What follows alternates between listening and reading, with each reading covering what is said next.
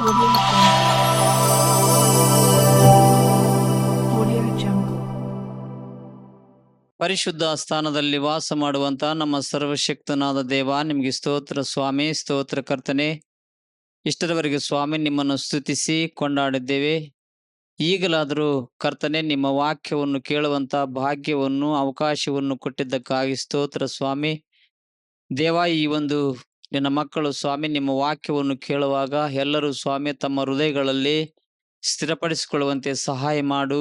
ಅಷ್ಟು ಮಾತ್ರವಲ್ಲದೆ ದೇವ, ಈ ವಿಡಿಯೋ ಮುಖಾಂತರವೂ ಕೂಡ ಅನೇಕ ಮಂದಿ ಸ್ವಾಮಿ ನಿಮ್ಮ ವಾಕ್ಯವನ್ನು ಕೇಳುವಾಗ ಎಲ್ಲರೂ ದೇವ ನಿಮ್ಮ ವಾಕ್ಯಕ್ಕೆ ವಿಧೇಯರಾಗಿ ನಿಮ್ಮ ವಾಕ್ಯಕ್ಕೆ ಭಯಪಟ್ಟು ಜೀವಿಸಲು ನಿಮ್ಮ ಕೃಪೆ ಪರಿಶುದ್ಧಾತ್ಮನ ಸಹಾಯವನ್ನು ಕೊಟ್ಟು ದೇವ ನಮ್ಮೆಲ್ಲರಿಗೂ ನಿಮ್ಮ ವಾಕ್ಯವನ್ನು ಕಲಿಸಿರಿ ಎಂದು ನಮ್ಮ ಪ್ರಭು ನಮ್ಮ ರಕ್ಷಕನೂ ಆಗಿರುವಂತ ಯೇಸು ಪರಿಶುದ್ಧ ನಾಮದಲ್ಲಿ ಪ್ರಾರ್ಥಿಸುವೆನು ತಂದೆಯೇ, ಆಮೇನ್.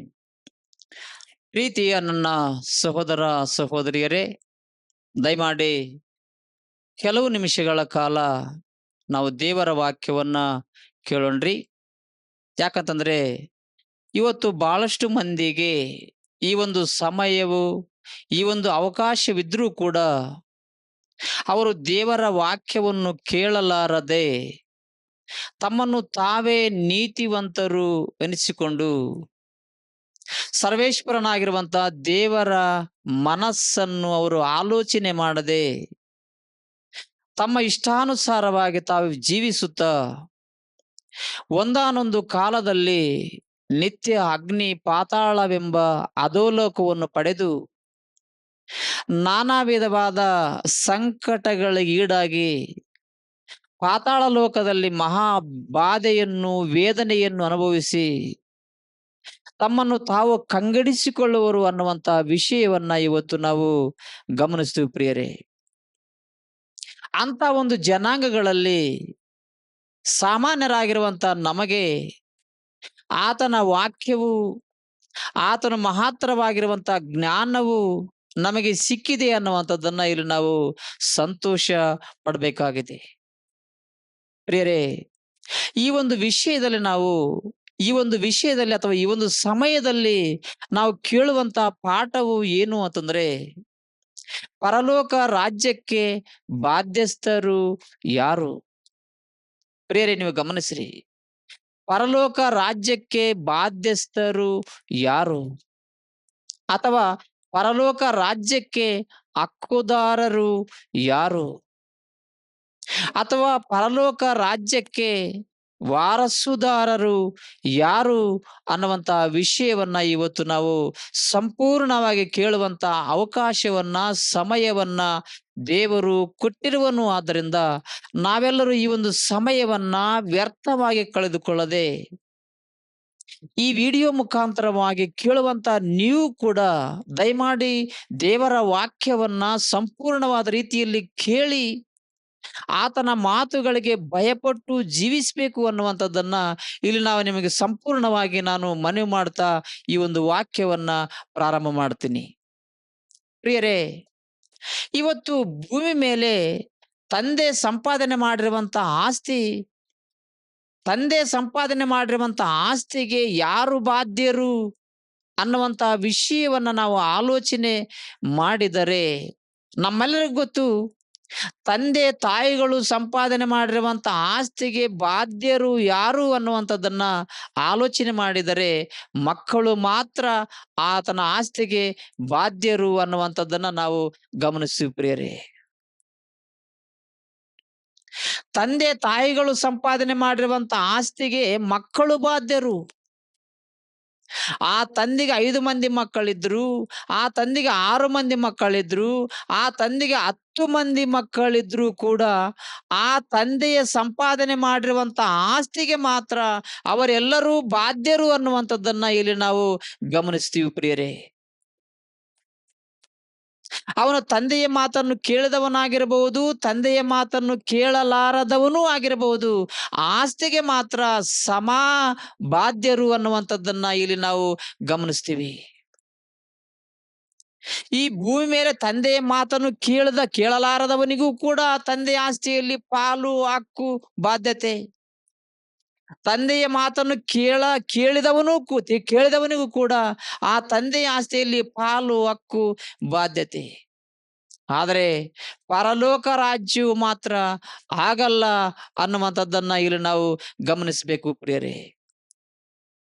ಪರಲೋಕ ರಾಜ್ಯವು ಹಾಗೆ ಬರುವಂಥದ್ದಲ್ಲ. ತಂದೆ ಸಂಪಾದನೆ ಮಾಡಿರುವಂತ ಆಸ್ತಿ ಹೇಗೆ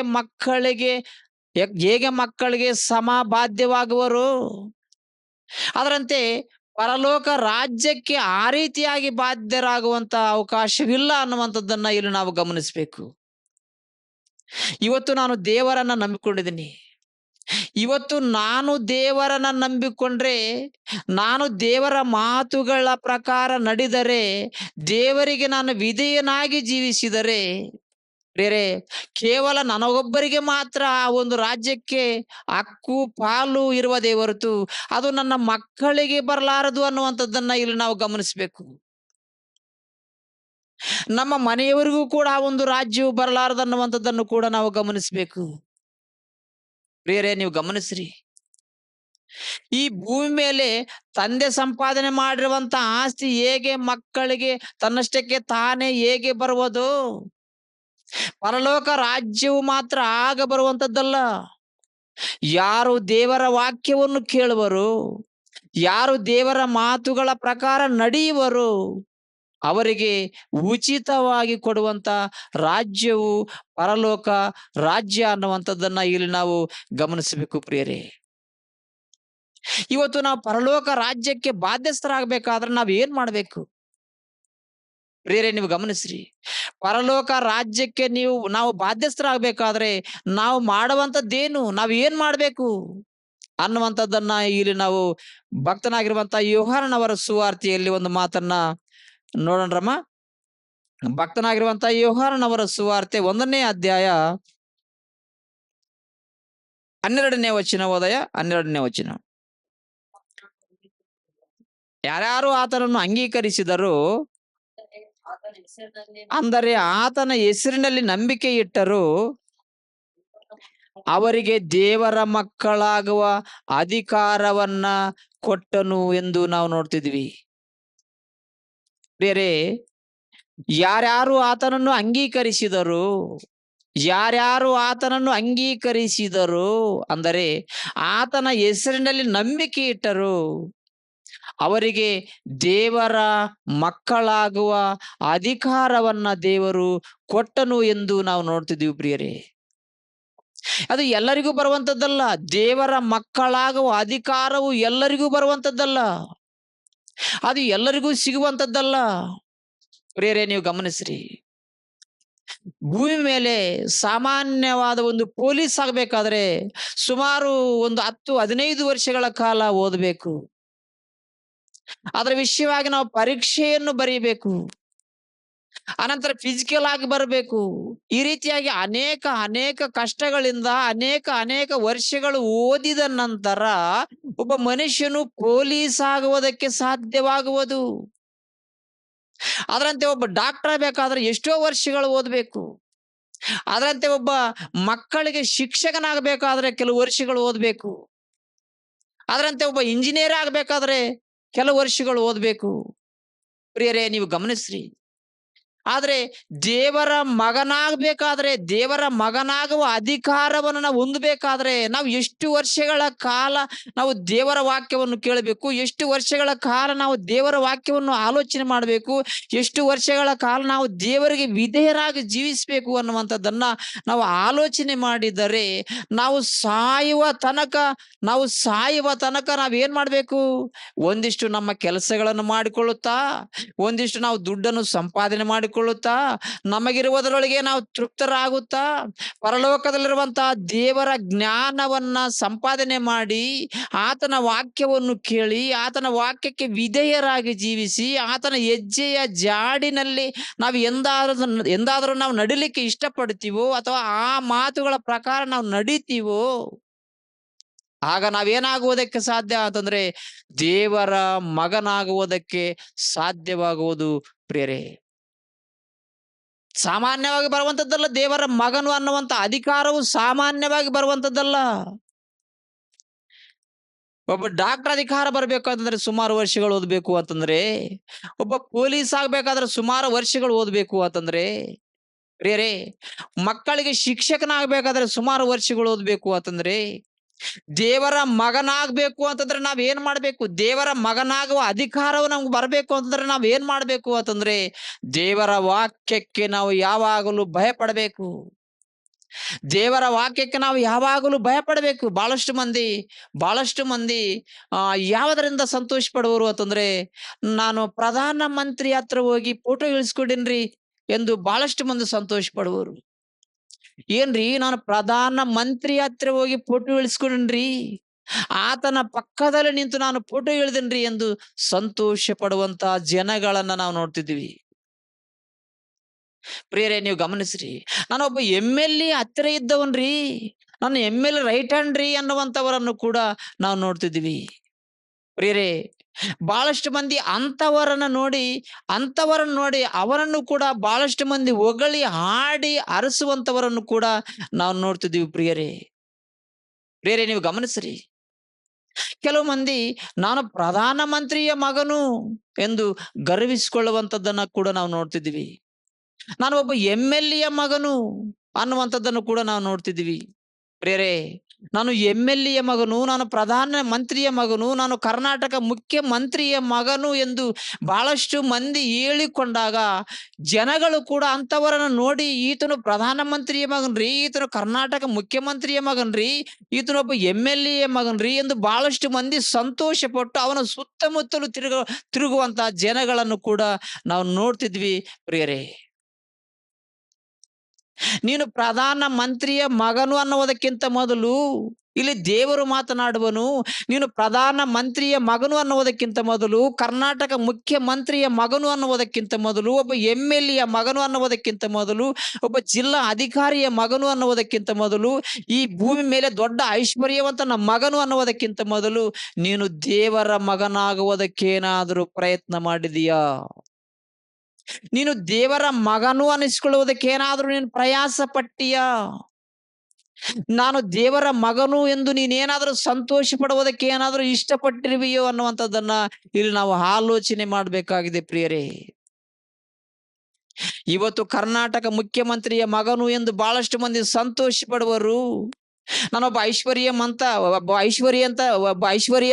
ಐಶ್ವರ್ಯವಂತನ ಮಗನು ಎಂದು ಬಹಳಷ್ಟು ಮಂದಿ ಸಂತೋಷ ಪಡುವರು. ಆದ್ರೆ ಪ್ರಿಯರೇ, ನಾವೇನು ಸಂತೋಷ ಪಡಬೇಕು?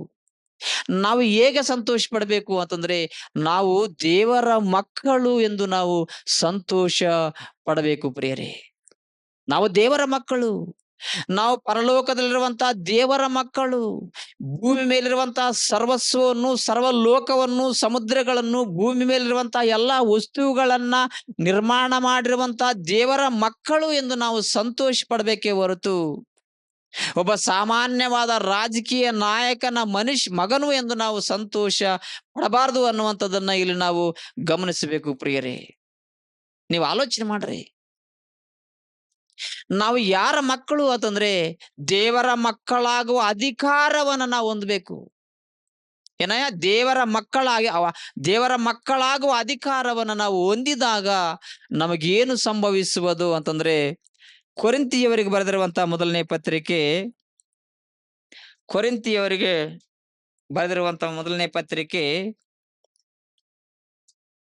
15ನೇ ಅಧ್ಯಾಯ 50ನೇ ವಚನ ಓದಯ. 50ನೇ ವಚನ: ಸಹೋದರರೇ, ನಾನು ಹೇಳುವುದೇನೆಂದರೆ, ರಕ್ತ ಮಾಂಸವು ದೇವರ ರಾಜ್ಯಕ್ಕೆ ಬಾಧ್ಯವಾಗಲಾರದು ಅಂದನು. ರಕ್ತ ಮಾಂಸವು ದೇವರ ರಾಜ್ಯಕ್ಕೆ ಬಾಧ್ಯವಾಗಲಾರದು ಅಂತಂದ್ರೆ ಅದರ ಅರ್ಥವೇನು? ರಕ್ತ ಸಂಬಂಧಿಕರು ದೇವರ ರಾಜ್ಯಕ್ಕೆ ಬಾಧ್ಯವಾಗಲಾರರು. ರಕ್ತ ಸಂಬಂಧಿಕರು, ಇವತ್ತು ನಾನು ದೇವರನ್ನ ನಂಬಿಕೊಂಡ್ರೆ ನನ್ನ ಮಕ್ಕಳಿಗೆ ಆ ರಾಜ್ಯವು ಬಾಧ್ಯವಾಗಲಾರದು. ಒಂದು ವೇಳೆ ನನ್ನ ಮಕ್ಕಳು ದೇವರನ್ನ ನಂಬಿಕೊಂಡ್ರೆ ನಾನು ಆ ರಾಜ್ಯಕ್ಕೆ ಬಾಧ್ಯವಾಗುವುದಕ್ಕೆ ಸಾಧ್ಯವಿಲ್ಲ. ರಕ್ತ ಮಾಂಸವು ಅಂತಂದ್ರೆ ರಕ್ತ ಸಂಬಂಧಿಕರು ದೇವರ ರಾಜ್ಯಕ್ಕೆ ಬಾಧ್ಯವಾಗಲಾರರು ಅನ್ನುವಂಥದ್ದನ್ನ ಇಲ್ಲಿ ನಾವು ಗಮನಿಸ್ತೀವಿ. ಬಹಳಷ್ಟು ಮಂದಿ ಹೇಳುವರು, ರಕ್ತ ಮಾಂಸವು ದೇವರ ರಾಜ್ಯಕ್ಕೆ ಬಾಧ್ಯವಾಗಲಾರದು ಅಂತಂದ್ರೆ ಈ ಶರೀರವೇ ಪರಲೋಕ ರಾಜ್ಯಕ್ಕೆ ಬಾಧ್ಯವಾಗಲಾರದು ಅನ್ನುವಂತ ಅರ್ಥವು ಕೊಡುತ್ತದೆ ಎಂದು ಬಹಳಷ್ಟು ಮಂದಿ ಮಾತನಾಡುವರು. ಆದ್ರೆ ಅದರ ವಿಷಯವಾಗಿ ನಾನು ಮತ್ತೊಂದು ಸಲ ಮಾತಾಡ್ತೀನಿ. ಈಗ ಸದ್ಯಕ್ಕೆ ನಾವು ಒಪ್ಪಿಕೊಳ್ಳುವಂತ ವಿಷಯವೇನಂತಂದ್ರೆ, ನಾವು ಕೇಳುವಂತ ವಿಷಯವೇನಂತಂದ್ರೆ, ದೇವರ ರಾಜ್ಯವು ರಕ್ತ ಮಾಂಸವು ದೇವರ ರಾಜ್ಯಕ್ಕೆ ಬಾಧ್ಯವಾಗಲಾರದು ಅಂತಂದ್ರೆ ರಕ್ತ ಸಂಬಂಧಿಕರು ಪರಲೋಕ ರಾಜ್ಯಕ್ಕೆ ಅಥವಾ ದೇವರ ರಾಜ್ಯಕ್ಕೆ ಬಾಧ್ಯಸ್ಥರಾಗಲಾರರು ಅನ್ನುವಂಥದ್ದನ್ನ ಇಲ್ಲಿ ನಾವು ಗಮನಿಸಬೇಕು ಪ್ರಿಯರೇ. ನೀವು ಆಲೋಚನೆ ಮಾಡ್ರಿ. ಆ ರಾಜ್ಯಕ್ಕೆ ನಾವು ಬಾಧ್ಯಸ್ಥರಾಗಬೇಕಾದ್ರೆ ನಾವು ಮಾಡ್ಬೇಕಾಗಿರುವಂತ ವಿಷಯವೇನಂತಂದ್ರೆ, ನಾವು ದೇವರ ಮಕ್ಕಳಾಗಬೇಕು. ನಾವು ದೇವರ ಮಕ್ಕಳಾಗಬೇಕು ಅಂತಂದ್ರೆ ನಾವು ದೇವರ ಮಾತುಗಳ ಪ್ರಕಾರ ನಡಿಬೇಕು. ನಾವು ಅನ್ಯಾಯ ಮಾಡಬಾರ್ದು, ಮೋಸ ಮಾಡಬಾರ್ದು. ಇನ್ನಿತರ ಅನೇಕ ಅನೇಕ ಕಾರ್ಯಗಳು ನಮ್ಗೆ ಗೊತ್ತುಂಟು. ಬೈಬಲ್ನಲ್ಲಿ ಎಷ್ಟೋ ವಿಷಯಗಳನ್ನ ಓದ್ತೀವಿ, ಕೇಳ್ತಿದ್ವಿ. ಆದ್ರೆ ಅವೆಲ್ಲಗಳನ್ನ ಬಿಟ್ಟು ಬಿಟ್ಟು ನಾವು ದೇವರ ಕಾರ್ಯವನ್ನು ಮಾತ್ರ ಮಾಡುತ್ತಾ ಹೋದ್ರೆ ನಾವು ಯಾರ ಮಕ್ಕಳಾಗುವುದಕ್ಕೆ ಸಾಧ್ಯ ಅಂತಂದ್ರೆ, ನಾವು ದೇವರ ಮಕ್ಕಳಾಗುವ ಅಧಿಕಾರವನ್ನು ನಾವು ಹೊಂದುತ್ತೀವಿ. ಆದ ಕಾರಣ ಪ್ರಿಯರೇ, ಆತನ ವಾಕ್ಯದ ಪ್ರಕಾರ ಯಾರ್ಯಾರು ನಡೆಯುವರು ಅವರೆಲ್ಲರೂ ಯಾರಿಗೆ ಯಾವ ರಾಜ್ಯಕ್ಕೆ ಬಾಧ್ಯಸ್ಥರಾಗುವರು ಅಂತಂದ್ರೆ, ಭಕ್ತನಾಗಿರುವಂತ ಪೌಲನು ರೋಮಾಪುರದವರಿಗೆ ಬರೆದಿರುವಂತ ಪತ್ರಿಕೆಯಲ್ಲಿ ಒಂದು ಮಾತನ್ನ ನಾವು ನೋಡೋಣ್ರಿ. 8ನೇ ಅಧ್ಯಾಯ 8ನೇ ಅಧ್ಯಾಯ ರೋಮಾಪುರದವರು ಬರೆದ ಪತ್ರಿಕೆ 8ನೇ ಅಧ್ಯಾಯ 14ನೇ ವಚನ ಓದಯ್ಯ. 14ನೇ ವಚನ. ಯಾರ್ಯಾರು ದೇವರ ಆತ್ಮನಿಂದ ನಡೆಸಿಕೊಳ್ಳುತ್ತಾರೋ ಅವರ ದೇವರ ಮಕ್ಕಳು. ನೀವು ತಿರುಗಿ ಭಯದಲ್ಲಿ ಬೀಳುವ ಹಾಗೆ ದಾಸನ ಭಾವವನ್ನು ಹೊಂದಿದವರಲ್ಲ, ಮಗನ ಭಾವವನ್ನು ಹೊಂದಿದವರಾಗಿದ್ದೀರಿ. ಈ ಭಾವದಿಂದ ನಾವು ದೇವರನ್ನು ಅಪ್ಪ, ತಂದೆಯೇ ಎಂದು ಕೂಗುತ್ತೇವೆ. ನಾವು ದೇವರ ಮಕ್ಕಳಾಗಿದ್ದೇವೆಂಬುದಕ್ಕೆ ಪವಿತ್ರಾತ್ಮನೇ ನಮ್ಮ ಆತ್ಮದೊಂದಿಗೆ ಸಾಕ್ಷಿ ಹೇಳುತ್ತಾನೆ. ಮಕ್ಕಳಾಗಿದ್ದರೆ ಬಾಧ್ಯರಾಗಿದ್ದೇವೆ, ದೇವರಿಗೆ ಬಾಧ್ಯರು, ಕ್ರಿಸ್ತನೊಂದಿಗೆ ನಾವು ಬಾಧ್ಯರು ಅನ್ನುವಂಥದ್ದನ್ನ ಇಲ್ಲಿ ನಾವು ಗಮನಿಸುವ ಪ್ರಿಯರೇ. ನಾವು ದೇವರ ಮಕ್ಕಳಾಗಬೇಕು. ನಾವು ದೇವರ ಮಕ್ಕಳಾದ್ರೇನೆ ನಮಗೆ ದೇವರ ರಾಜ್ಯಕ್ಕೆ ಬಾಧ್ಯರಾಗುವ ಅವಕಾಶವು ನಮಗೆ ಸಿಗುವುದು ಪ್ರಿಯರೇ. ಒಂದು ವೇಳೆ ನಾವು ದೇವರ ಮಕ್ಕಳಾಗುವ ಅಧಿಕಾರವು ಇಲ್ಲದೆ ಹೋದ್ರೆ ನಾವು ದೇವರ ರಾಜ್ಯಕ್ಕೆ ಬಾಧ್ಯರಾಗುವುದಕ್ಕೆ ಸಾಧ್ಯವಿಲ್ಲ ಅನ್ನುವಂಥದ್ದನ್ನ ಇಲ್ಲಿ ನಾವು ಗಮನಿಸಬೇಕು ಪ್ರಿಯರೇ. ಪರಲೋಕ ರಾಜ್ಯಕ್ಕೆ ಬಾಧ್ಯಸ್ಥರು ಯಾರು ಅಥವಾ ದೇವರ ರಾಜ್ಯಕ್ಕೆ ಬಾಧ್ಯಸ್ಥರು ಯಾರು ಅಂತಂದ್ರೆ, ದೇವರ ರಾಜ್ಯಕ್ಕೆ ಬಾಧ್ಯಸ್ಥರು, ದೇವರ ರಾಜ್ಯಕ್ಕೆ ಹಕ್ಕುದಾರರು ಎಲ್ಲರೂ ಆಗುವುದಕ್ಕೆ ಸಾಧ್ಯವಿಲ್ಲ. ಯಾರು ದೇವರ ಮಾತುಗಳನ್ನು ಕೇಳುವರು, ಯಾರು ದೇವರ ಮಾತುಗಳ ಪ್ರಕಾರ ನಡೆಯಲು ಇಷ್ಟಪಡುವರು, ಅವರೆಲ್ಲರೂ ದೇವರಿರುವಂತಹ ಲೋಕ ಅಥವಾ ದೇವರಿರುವಂತಹ ರಾಜ್ಯಕ್ಕೆ ಬಾಧ್ಯಸ್ಥರಾಗುವರು ಅನ್ನುವಂಥದ್ದನ್ನ ಇಲ್ಲಿ ನಾವು ಗಮನಿಸಬೇಕು ಪ್ರಿಯರೇ. ನೀವು ಆಲೋಚನೆ ಮಾಡ್ರಿ. ಒಂದು ವೇಳೆ ನಾವು ದೇವರ ಮಾತುಗಳ ಪ್ರಕಾರ ನಡೆಯದೇ ಹೋದ್ರೆ ಏನಮ್ಮ, ನೀವು ಗಮನಿಸ್ರಿ. ಒಂದು ವೇಳೆ ನಾವು ದೇವರ ಮಾತುಗಳ ಪ್ರಕಾರ ನಡೆಯದೇ ಹೋದ್ವಿ ಅಂದ್ಕೊಳ್ರಿ, ನಾವು ಯಾವ ರಾಜ್ಯಕ್ಕೆ ಬಾಧ್ಯಸ್ಥರಾಗ್ತೀವಿ? ದೇವರ ಮಾತುಗಳ ಪ್ರಕಾರ ಒಂದು ವೇಳೆ ನಾವು ನಡೆಯದೇ ಹೋದ್ವಿ ಅಂದ್ಕೊಳ್ರಿ, ನಾವು ಯಾವ ರಾಜ್ಯಕ್ಕೆ ಬಾಧ್ಯಸ್ಥರಾಗ್ತೀವಿ? ಅದೇ ಯೋಹಾನ ಬರೆದ ಸುವಾರ್ತೆ 8ನೇ ಅಧ್ಯಾಯದಲ್ಲಿ ಒಂದು ಮಾತನ್ನ ನಾವು ನೋಡೋಣ್ರಯ್ಯ. ಯೋಹಾನನ ಬರೆದ ಸುವಾರ್ತೆ 8ನೇ ಅಧ್ಯಾಯ 44ನೇ ವಚನ ಓದಯ್ಯ. 43ನೇ ವಚನ ಓದ. 43ನೇ ವಚನದಿಂದ, ನೀವು ನನ್ನ ಮಾತನ್ನು ಗ್ರಹಿಸದೆ ಇರುವುದಕ್ಕೆ ಕಾರಣವೇನು? ನನ್ನ ಬೋಧನೆಗೆ ಕಿವಿಗೊಡಲಾರದೆ ಇರುವುದೇ ಕಾರಣ ಅಂದನು. ಸೈತಾನನು ನಿಮ್ಮ ತಂದೆ, ನೀವು ಆ ತಂದೆಯಿಂದ ಹುಟ್ಟಿದವರಾಗಿದ್ದು ನಿಮ್ಮ ತಂದೆಯ ದುರಚ್ಛೆಗಳನ್ನೇ ನಡೆಸಬೇಕೆಂದಿದ್ದೀರಿ. ಅವನು ಆದಿಯಿಂದಲೂ ಕೊಲೆಗಾರನಾಗಿದ್ದು ಸತ್ಯದಲ್ಲಿ ನಿಲ್ಲಲಿಲ್ಲ, ಅವನಲ್ಲಿ ಸತ್ಯವು ಇಲ್ಲವೇ ಇಲ್ಲ. ಅವನು ಸುಳ್ಳಾಡುವಾಗ ಸ್ವಭಾವಾನುಸಾರವಾಗಿಯೇ ಆಡುತ್ತಾನೆ. ಅವನು ಸುಳ್ಳುಗಾರನೂ ಸುಳ್ಳಿಗೆ ಮೂಲ ಪುರುಷನೂ ಆಗಿದ್ದಾನೆ ಅನ್ನುವಂಥದ್ದನ್ನ ಇಲ್ಲಿ ನಾವು ಗಮನಿಸ್ತೀವಿ ಪ್ರಿಯರೇ. ದೇವರ ಮಾತುಗಳ ಪ್ರಕಾರ ನಾವು ನಡೆಯಲಾರದೆ ಹೋದ್ರೆ ನಾವು ಸೈತಾನನ ಮಕ್ಕಳಾಗುತ್ತೀವಿ. ಸೈತಾನನ ಮಕ್ಕಳಾದ್ರೆ ನಾವು ಯಾವ ರಾಜ್ಯಕ್ಕೆ ಬಾಧ್ಯಸ್ಥರಾಗ್ತೀವಿ ಅಂತಂದ್ರೆ, ಸೈತಾನನಿರುವಂತ ರಾಜ್ಯ ಯಾವುದು? ಸೈತಾನನಿರುವಂತ ರಾಜ್ಯವು ಯಾವುದು ಅಂತಂದ್ರೆ ಅದು ಪಾತಾಳ ಲೋಕ ಅನ್ನುವಂಥದ್ದನ್ನ ನಾವು ನೋಡ್ತಿದ್ದೀವಿ ಪ್ರಿಯರೇ. ಒಂದು ವೇಳೆ ನಾವು ದೇವರ ವಾಕ್ಯಕ್ಕೆ ವಿಧೇಯರಾಗಿ ಜೀವಿಸಿದರೆ ನಾವು ದೇವರಿರುವಂತ ಲೋಕಕ್ಕೆ ನಾವು ಬಾಧ್ಯಸ್ಥರಾಗ್ತೀವಿ. ಒಂದು ವೇಳೆ ನಾವು ದೇವರ ವಾಕ್ಯಕ್ಕೆ ಅವಿಧೇಯರಾಗಿ ಜೀವಿಸಿದರೆ ಅಥವಾ ದೇವರ ವಾಕ್ಯಕ್ಕೆ ನಾವು ತಿರಸ್ಕಾರ ಮಾಡಿದರೆ, ಒಂದು ವೇಳೆ ದೇವರ ವಾಕ್ಯಕ್ಕೆ ನಾವು ಭಯಪಡದೆ ಹೋದ್ರೆ ನಾವು ಪಾತಾಳ ಲೋಕಕ್ಕೆ ಅಥವಾ ಪಾತಾಳ ಲೋಕ ಅನ್ನುವಂತ ರಾಜ್ಯಕ್ಕೆ ನಾವು ಬಾಧ್ಯಸ್ಥರಾಗ್ತೀವಿ ಅನ್ನುವಂಥದ್ದನ್ನ ಕೂಡ ನಾವಿಲ್ಲಿ ಗಮನಿಸಬೇಕು.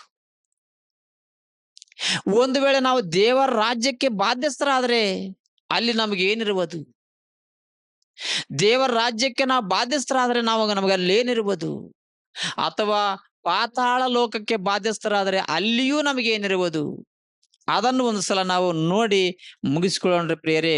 ಲೂಕನು ಬರೆದ ಸುವಾರ್ತೆ, ಭಕ್ತನಾಗಿರುವಂತ ಲೂಕನವರ ಸುವಾರ್ತೆ, ಗೊತ್ತಿರುವಂತ ವಿಷಯ, ಎಲ್ಲರಿಗೂ ಗೊತ್ತಿರುವಂತ ವಿಷಯ, 16ನೇ ಅಧ್ಯಾಯ 19ನೇ ವಚನದಿಂದ ಕೆಲವು ವಚನಗಳನ್ನ ಓದಿಕೊಳ್ಳ್ರಿ. ಐಶ್ವರ್ಯವಂತನಾದ ಒಬ್ಬ ಮನುಷ್ಯನಿದ್ದನು. ಆ ಐಶ್ವರ್ಯವಂತನಾದ ಒಬ್ಬ ಮನುಷ್ಯನಿದ್ದನು. ಅವನು ಸಕಲ ಅತಿ ನಯವಾದ ನಾರುಮಡಿ ಮುಂತಾದ ವಸ್ತ್ರಗಳನ್ನು ಧರಿಸಿಕೊಂಡು ಪ್ರತಿದಿನವೂ ವೈಭವದೊಡನೆ ಸುಖ ಸಂತೋಷ ಪಡುತ್ತಿದ್ದನು. ಅವನು ಮನೆಯಲ್ಲಿ ಲಾಜಾರನೆಂಬ ಭಿಕ್ಷೆಗಾರನು ಬಿದ್ದುಕೊಂಡಿದ್ದನು. ಇವನು ಮೈತುಂಬ ಉಣ್ಣಿದ್ದವನು. ಐಶ್ವರ್ಯವಂತನ ಮೇಜಿನಿಂದ ಬಿದ್ದ ಎಂಜಲನ್ನು ತಿಂದು ಹಸಿವೆ ತೀರಿಸಿಕೊಳ್ಳಬೇಕೆಂದಿದ್ದನು. ಭೂಮಿ ಮೇಲೆ ಇಬ್ಬರು ವ್ಯಕ್ತಿಗಳ ವಿಷಯವಾಗಿ ಬೈಬಲ್ನಲ್ಲಿ ಬರೆಯಲ್ಪಟ್ಟಿದೆ. ಒಬ್ಬನು ಐಶ್ವರ್ಯವಂತನು, ಮತ್ತೊಬ್ಬನು ಬಡವನು. ಈ ಐಶ್ವರ್ಯವಂತನು ಮಾಡುವ ವಿಷಯವೇನಂತಂದ್ರೆ, ಐಶ್ವರ್ಯವಂತನು ಸಕಲಾತಿ ನಯವಾದ ನಾರುಮಡಿ ಮುಂತಾದ ವಸ್ತ್ರಗಳನ್ನು ಧರಿಸಿಕೊಂಡು ವೈಭವದೊಡನೆ ಸುಖ ಸಂತೋಷ ಪಡುತ್ತಿದ್ದನು. ಅವನ ಮನೆ ಬಾಗಲಲ್ಲಿ ಲಾಜಾರನೆಂಬ ಭಿಕ್ಷೆಗಾರನು ಬಿದ್ದುಕೊಂಡಿದ್ದನು. ಇವನು ಐಶ್ವರ್ಯವಂತನ ಮೇಜಿನಿಂದ ಬಿದ್ದ ಎಂಜಲನ್ನಾದರೂ ತಿಂದು ಹಸಿವೆಯನ್ನು ತೀರಿಸಿಕೊಳ್ಳಬೇಕೆಂದಿದ್ದನು. ಬಹಳಷ್ಟು ಬಡತನ, ಬಹಳಷ್ಟು ಕಷ್ಟ, ಮೈತುಂಬ ಹುಣ್ಣು, ವಿಪರೀತವಾದ ಹುಣ್ಣುಗಳಿಂದ ಆತನು ಬಾಧೆ ಪಡುವ ಸಮಯದಲ್ಲಿ ಆತನು ಒಂದು ಆಶೆ ಪಟ್ಟಿದ್ದ. ಏನಂತಂದ್ರೆ, ನಾನು ಐಶ್ವರ್ಯವಂತನ ಮೇಜಿನಿಂದ ಬಿದ್ದ ಎಂಜಲನ್ನಾದರೂ ತಿಂದು ಹಸಿವೆಯನ್ನು ತೀರಿಸಿಕೊಳ್ಬೇಕು ಅಂದುಕೊಂಡಿದ್ದೀನಿ ಅಂದನು.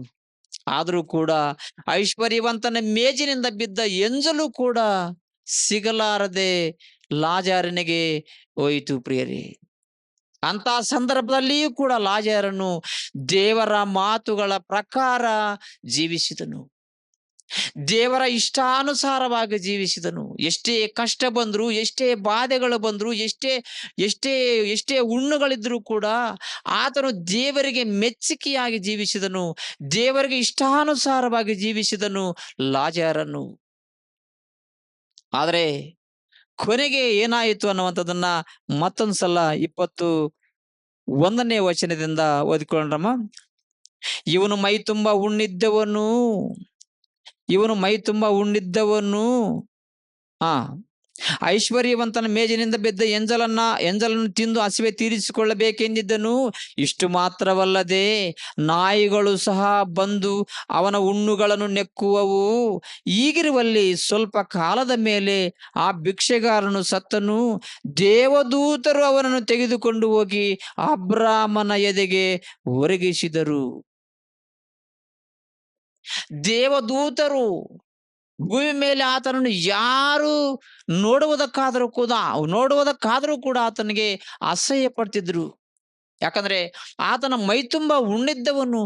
ಆದ್ರೆ ಆತನೊಳಗಿರುವಂತ ಭಕ್ತಿ ಎಷ್ಟು ಅಂತಂದ್ರೆ ನೀವು ಆಲೋಚನೆ ಮಾಡಬಹುದು, ನಾನು ಆಲೋಚನೆ ಮಾಡಬಹುದು ಪ್ರಿಯರೇ. ಆತನು ಅಷ್ಟು ಕಷ್ಟಗಳಲ್ಲಿದ್ರೂ ಕೂಡ, ಆತನು ಅಷ್ಟು ಬಾಧೆಗಳಲ್ಲಿದ್ರೂ ಕೂಡ, ಅಷ್ಟು ಹುಣ್ಣುಗಳಿಂದಲೂ ಆತನು ಬಾಧೆ ಪಡುವವನಾದರೂ ಕೂಡ, ಆತನು ದೇವರಲ್ಲಿಟ್ಟಂತ ಭಕ್ತಿ ಎಂತಹದ್ದು ಅನ್ನುವಂಥದ್ದನ್ನ ಇಲ್ಲಿ ನಾವು ಗಮನಿಸಬೇಕು ಪ್ರಿಯರೇ. ಅಂತ ಒಂದು ಲಾಜಾರನ ವಿಷಯವಾಗಿ ನಾವು ನೋಡಿ ಕೂಡ ನಾವು ಬುದ್ಧಿಯನ್ನ ತಂದುಕೊಳ್ಬೇಕು ಅನ್ನುವಂಥದ್ದನ್ನ ಇಲ್ಲಿ ನಾವು ಗಮನಿಸಬೇಕು ಪ್ರಿಯರೇ. ಆತನ ಆತನಿಗಿರುವಂತಹ ಬಾಧೆಯನ್ನ ಇವತ್ತು ನಾವು ಆಲೋಚನೆ ಮಾಡಬಹುದು. ಇವತ್ತು ಬಹಳಷ್ಟು ಮಂದಿ ಸ್ವಲ್ಪ ಬಾಧೆ ಬಂತಂದ್ರೆ, ಅಯ್ಯೋ ದೇವರು ನಮಗಿಲ್ಲೇನು ಅನ್ನುವಂತ ಆಲೋಚನೆಯಲ್ಲಿ ಜೀವಿಸುವಂತವರನ್ನು ಕೂಡ ನಾವು ನೋಡ್ತಿದ್ವಿ ಪ್ರಿಯರೇ. ಸ್ವಲ್ಪ ಕಷ್ಟ ಬಂದ್ರೆ ನಮಗೆ ದೇವರು ಇರುವನಲ್ರಿ, ಯಾಕೆ ದೇವರು ನಮ್ಮನ್ನು ಈ ರೀತಿಯಾಗಿ ಕಷ್ಟಕ್ಕೊಳಪಡಿಸಿದನು ಅನ್ನುವಂತ ಜನಗಳನ್ನು ಕೂಡ ನಾವು ನೋಡ್ತಿದ್ದೀವಿ ಪ್ರಿಯರೇ. ಅಂತದ್ರಲ್ಲಿ ಇವತ್ತು ಭಕ್ತನಾಗಿರುವಂತ ಲಾಜಾರನವರು ಮಾತ್ರ ಆಗಲ್ಲ. ಆತನ ಮೈ ಮೇಲೆ ಹುಣ್ಣುಗಳಿದ್ರು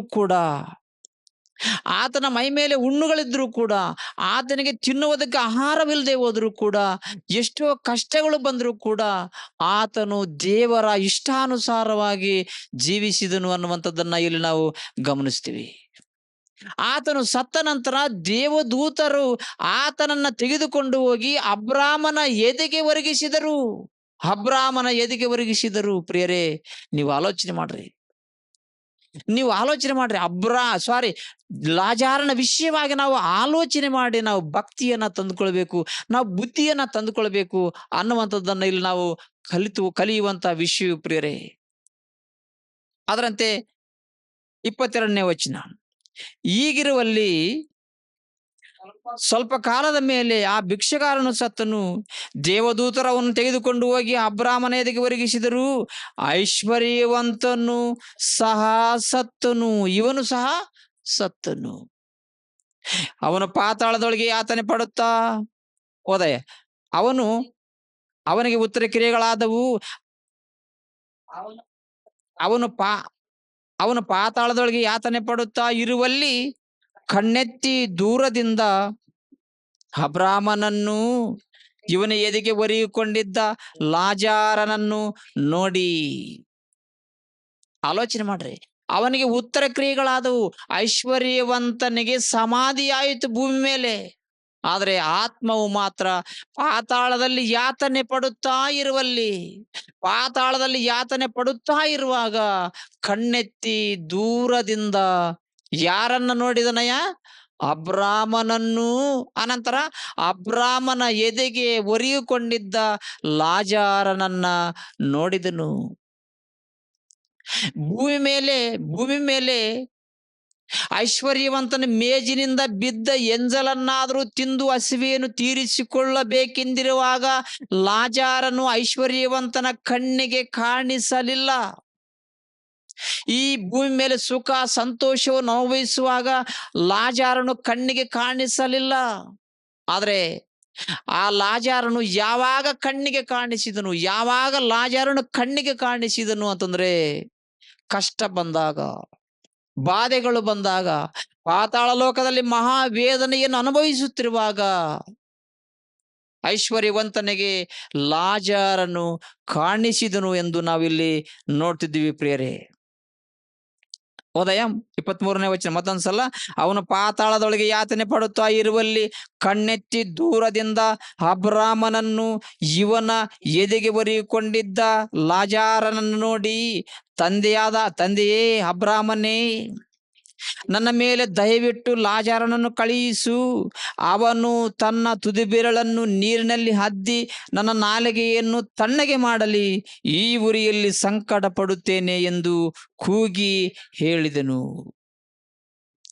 ಮಹಾ ಕಷ್ಟ, ಮಹಾವೇದನೆ, ಪಾತಾಳ ಲೋಕದಲ್ಲಿ ಮಹಾ ಬಾಧೆಯನ್ನು ಅನುಭವಿಸುವಂತ ಲಾಜಾರನು ಹೇಳುತ್ತಿರುವನು, ತಂದೆಯಾದ ಅಬ್ರಾಮನೇ, ನನ್ನ ಮೇಲೆ ದಯವಿಟ್ಟು ಲಾಜರನನ್ನು ಕಳುಹಿಸು ಅಂದನು. ಪ್ರಿಯರೇ, ಭೂಮಿ ಮೇಲೆ ನಾನು ಯಾರಿಗೂ ದಯೆಯನ್ನು ತೋರಿಸಿದವನಲ್ಲ. ಭೂಮಿ ಮೇಲೆ ಯಾರಿಗೂ ನಾನು ಕನಿಕರವನ್ನು ತೋರಿಸಿದವನಲ್ಲ. ಆದರೂ ಕೂಡ ಈ ಒಂದು ಪಾತಾಳ ಲೋಕದಲ್ಲಿ ನಾನು ಬಾಧೆ ಪಡುವಾಗ, ಅಬ್ರಾಮನೇ, ನನ್ನ ಮೇಲೆ ದಯವಿಟ್ಟು ಲಾಜಾರನನ್ನು ಕಳುಹಿಸು. ಅವನು ತನ್ನ ತುದಿ ಬೆರಳನ್ನ ನೀರಿನಲ್ಲಿ ಅದ್ದಿ ನನ್ನ ನಾಲಿಗೆಯನ್ನು ತಣ್ಣಗೆ ಮಾಡಲಿ ಎಂದು ಮಹಾವೇದನೆಯಿಂದ ಕೂಗಿಕೊಳ್ಳುವಾಗ, ಅಬ್ರಾಮನ ಆ ಐಶ್ವರ್ಯವಂತನ ಸ್ಥಿತಿಯನ್ನು ನಾವು ನೋಡುವಾಗ, ಆತನ ಸ್ಥಿತಿ ಏನು, ಆತನ ಗತಿ ಏನು? ಸೈತಾನನ ಮಕ್ಕಳ ರಾಜ್ಯವು ಯಾವುದು? ಸೈತಾನನ ಮಕ್ಕಳ ರಾಜ್ಯವು ಯಾವುದು ಅಂತಂದ್ರೆ ಪಾತಾಳ ಲೋಕ. ಪಾತಾಳ ಲೋಕದಲ್ಲಿ ಮಹಾ ಕಷ್ಟ, ಮಹಾವೇದನೆ, ಮಹಾ ಸಂಕಟಗಳನ್ನ ನಾವು ಇಲ್ಲಿ ಐಶ್ವರ್ಯವಂತನ ಮೂಲಕವಾಗಿ ತಿಳಿದುಕೊಳ್ಳುತ್ತೇವೆ ಪ್ರಿಯರೇ. ದೇವರ ಮಾತುಗಳ ಪ್ರಕಾರ ನಡೆದವನು ಲಾಜರನು. ದೇವರ ಮಾತುಗಳಿಗೆ ಭಯಪಟ್ಟು ಜೀವಿಸಿದ ಆತನು ಲಾಜರನು. ಆದರೆ ಈತನು ಎಲ್ಲಿರುವನು ಅಂತಂದ್ರೆ ಅಬ್ರಾಮನಿಗೆ ಎದೆಗೆ ಒರಗಿಕೊಂಡನು. ಅಬ್ರಾಮನ ಎದೆಗೆ ಒರಗಿಕೊಂಡನು. ಆದರೆ ಐಶ್ವರ್ಯವಂತನು ಮಾತ್ರ ಮಹಾವೇದನೆಯನ್ನು ಅನುಭವಿಸುತ್ತಾ, ತಂದೆಯಾದ ಅಬ್ರಾಮನೇ, ನನ್ನ ಮೇಲೆ ದಯವಿಟ್ಟು ಲಾಜಾರನನ್ನು ಕಳುಹಿಸು. ಅವನು ತನ್ನ ತುದಿ ಬೆರಳನ್ನು ನೀರಿನಲ್ಲಿ ಅದ್ದಿ ನನ್ನ ನಾಲಿಗೆಯನ್ನು ತಣ್ಣಗೆ ಮಾಡಲಿ ಅಂದನು. ಆದರೂ ಕೂಡ ಅದು ಕೂಡ ಸಿಗಲಾರದಂತ ಅವಕಾಶವು ಇಲ್ಲಿ ಲಾ ಐಶ್ವರ್ಯವಂತನ ಗತಿಯನ್ನು ನಾವು ನೋಡಬಹುದು. 25ನೇ ಅಧ್ಯಾಯ 25ನೇ ವಚನ. ಕಂದ, ನೀನು ಆಶಿಸಿದ ಸುಖವನ್ನು ನಿನ್ನ ಜೀವಮಾನದಲ್ಲಿ ಹೊಂದಿದಿ, ಹಾಗೆಯೇ ಲಾಜಾರನು ಕಷ್ಟವನ್ನು ಹೊಂದಿದನು ಎಂಬುವುದನ್ನು ನೆನಪಿಗೆ ತಂದುಕೋ. ಈಗಲಾದರೂ ಇಲ್ಲಿ ಇವನಿಗೆ ಸಮಾಧಾನ, ಆದರೆ ನಿನಗೆ ಸಂಕಟ ಅಂದನು. ಇಲ್ಲಿ ಆದ್ರೆ ಇವನಿಗೆ ಸಮಾಧಾನ, ನಿನಗೆ ಸಂಕಟ ಎಂದು ಅಬ್ರಾಮನು ಐಶ್ವರ್ಯವಂತನಿಗೆ ಮಾತನಾಡಿರುವಂತ ಮಾತನ್ನ ನಾವು ನೋಡ್ತಿದ್ವಿ. ಪ್ರಿಯರೇ, ನೀವು ಗಮನಿಸ್ರಿ, ಪರಲೋಕ ರಾಜ್ಯಕ್ಕೆ ಬಾಧ್ಯಸ್ಥರು ಯಾರು ಅಥವಾ ದೇವರ ರಾಜ್ಯಕ್ಕೆ ಬಾಧ್ಯಸ್ಥರು ಯಾರು ಅನ್ನುವಂಥದ್ದನ್ನ ಒಂದು ಸಲ ನಾವು ಆಲೋಚನೆ ಮಾಡ್ತಾ ಹೋದ್ರೆ, ಈ ಲೋಕದಲ್ಲಿ ಕಷ್ಟಗಳು ಬರಬಹುದು. ಈ ಲೋಕದಲ್ಲಿ ಎಷ್ಟೋ ಇರುಕು ಇಬ್ಬಂದಿಗಳು ಬರಬಹುದು ಪ್ರಿಯರೇ. ಈ ಲೋಕದಲ್ಲಿ ಬಾಧೆಗಳು ಬರಬಹುದು. ಮತ್ತೊಬ್ಬರು ನಮ್ಮನ್ನು ಹೀಯಾಳನೆ ಮಾಡಬಹುದು, ಏನೇನೋ ಮಾಡಬಹುದು. ಆದರೆ ಲಾಜಾರನಿಗಿಂತಲೂ ಕಷ್ಟವನ್ನು ಅನುಭವಿಸುವುದವರು ನಾವಲ್ಲ.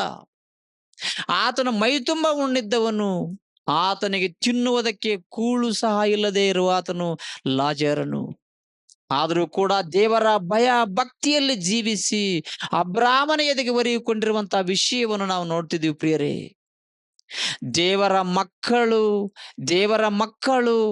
ದೇವರ ರಾಜ್ಯಕ್ಕೆ ಬಾಧ್ಯರಾಗುವರು. ಅದರಲ್ಲಿ ಲಾಜಾರನು ಕೂಡ.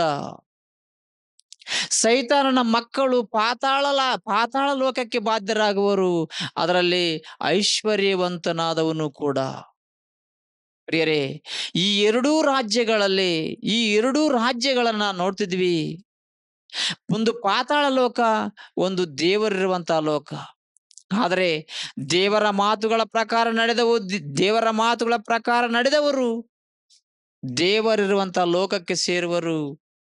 ದೇವರ ಮಾತುಗಳ ಪ್ರಕಾರ ನಡೆಯಲಾರದವರು ಪಾತಾಳ ಲೋಕಕ್ಕೆ ಸೇರುವರು. ಪಾತಾಳ ಲೋಕದಲ್ಲಿ ಸಂಕಟ, ದೇವರಿರುವಂತಹ ಲೋಕದಲ್ಲಿ ಸಂತೋಷವು. ಪ್ರಿಯರೇ, ಈ ಶರೀರ ಇಷ್ಟಾನುಸಾರವಾಗಿ ಜೀವಿಸಿದರೆ ನಿಜವಾಗಲು ಪಾತಾಳ ಲೋಕವು ಸೇರುವನು. ಆ ಲೋಕವನ್ನು ನಾವು ಸೇರಬಾರ್ದು ಅಂತಂದ್ರೆ, ಇವತ್ತು ಈ ವಾಕ್ಯವನ್ನು ಕೇಳಿದ ನಂತರ ನಮ್ಮ ಮನಸ್ಸುಗಳನ್ನು ಮಾರ್ಪಡಿಸಿಕೊಂಡು ನಿಜವಾಗಲೂ ನಾವು ದೇವರಿರುವಂತಹ ಲೋಕವನ್ನು ಸೇರ್ಬೇಕು ಅನ್ನುವಂತ ಆಲೋಚನೆಯಲ್ಲಿ ನಾವೆಲ್ಲರೂ ಜೀವಿಸಬೇಕು ಅನ್ನುವಂಥದ್ದನ್ನ ಇಲ್ಲಿ ನಾನು ನಿಮ್ಮೆಲ್ಲರಿಗೂ ಮನವಿ ಮಾಡುತ್ತಾ ಈ ವಾಕ್ಯವನ್ನು ಹೇಳುತ್ತೀನಿ. ನಮಸ್ಕಾರ. ಪ್ರಾರ್ಥನೆ ಮಾಡಿಕೊಂಡ್ರಿ. ಪರಿಶುದ್ಧ ಸ್ಥಾನದಲ್ಲಿ ವಾಸ ಮಾಡುವಂತ ನಮ್ಮ ದೇವ, ನಿಮ್ಗೆ ಸ್ತೋತ್ರ ಸ್ವಾಮಿ. ಕರ್ತನೇ, ಇಷ್ಟರವರೆಗೆ ನಿಮ್ಮ ವಾಕ್ಯವನ್ನು ಕೇಳಿಸಿಕೊಂಡಿದ್ದೇವೆ ದೇವ. ಕೇಳಿರುವಂತ ನಾವೆಲ್ಲರೂ ನಿಮ್ಮ ಮಾತುಗಳಿಗೆ ವಿಧೇಯರಾಗಿ ಜೀವಿಸಲು ಸಹಾಯ ಮಾಡು ದೇವ. ಇನ್ನೂ ಎಷ್ಟೋ ಅನೇಕ ವಿಷಯಗಳು ಸ್ವಾಮಿ, ರಹಸ್ಯವಾಗಿರುವಂತಹ ವಿಷಯಗಳನ್ನು ಕೂಡ ನಾವು ಹಿಂದೆ ಮಾತನಾಡಲಿಕ್ಕಿದ್ದೇವೆ ದೇವ. ಆ ಎಲ್ಲಾ ವಿಷಯಗಳನ್ನು ಸ್ವಾಮಿ ನೀವು ಕಲಿಸಿಕೊಟ್ಟಿದ್ದೀರಿ ದೇವ ಆ ವಿಷಯಗಳನ್ನು ಸ್ವಾಮಿ ಈ ವಿಡಿಯೋ ಮುಖಾಂತರ ಅನೇಕರಿಗೆ ತಿಳಿಪಡಿಸುವಂತೆ ನಿಮ್ಮ ಕೃಪೆ ಪರಿಶುದ್ಧಾತ್ಮನ ಸಹಾಯವನ್ನು ಕೊಡು. ದೇವ ಈ ವಿಡಿಯೋ ಮುಖಾಂತರವೂ ಕೂಡ ಎಷ್ಟು ಮಂದಿ ಆದರೂ ನಿಮ್ಮ ವಾಕ್ಯವನ್ನು ಕೇಳುವರು, ಅವರನ್ನು ಆಶೀರ್ವದಿಸು, ಬಲಪಡಿಸು. ಇನ್ನೂ ಅವರನ್ನ ಅನೇಕರಿಗೆ ಸ್ವಾಮಿ ಈ ವಾಕ್ಯವನ್ನು ತಲುಪುವಂತೆ, ಅವರ ಮೂಲಕ ತಲುಪುವಂತೆ ನಿಮ್ಮ ಕೃಪೆ ಪರಿಶುದ್ಧಾತ್ಮನ ಸಹಾಯವನ್ನು ಕೊಡು. ನಮ್ಮ ಪ್ರಭು ನಮ್ಮ ರಕ್ಷಕನೂ ಆಗಿರುವಂತ ಯೇಸು ಪರಿಶುದ್ಧ ನಾಮದಲ್ಲಿ ಪ್ರಾರ್ಥಿಸುವೆನು ತಂದೆಯೇ, ಆಮೆನ್.